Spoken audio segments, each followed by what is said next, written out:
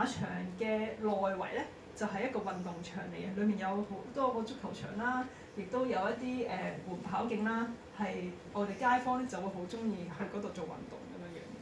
咁有一晚啦，我就係諗住畫呢度嘅時候咧，咁就細雨紛紛咁樣樣落住微微雨，咁我就會用少少一啲點點去呈現喺幅畫入面啦，喺啲當啲 spotlight 打落去嘅時候，啲雨粉就會清楚見到。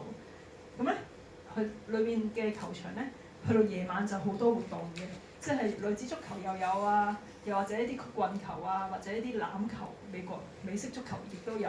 咁如果中意睇運動，又或者中意做運動咧，亦都會呢個地方亦都好啱大家咁樣樣啦。咁然後當細雨紛紛我畫緊呢個地方嘅時候咧，我就會回憶起當初我結婚嘅時候咧，就會喺一個細雨紛紛嘅天氣度進行婚禮咧。咁亦都喺個草地度行嚟咧，咁所以咧呢個地方咧亦都會令我回憶起我結婚嘅時候嘅一啲回憶啦。咁然後咧，我就會將我何先生咧都畫咗喺呢一度，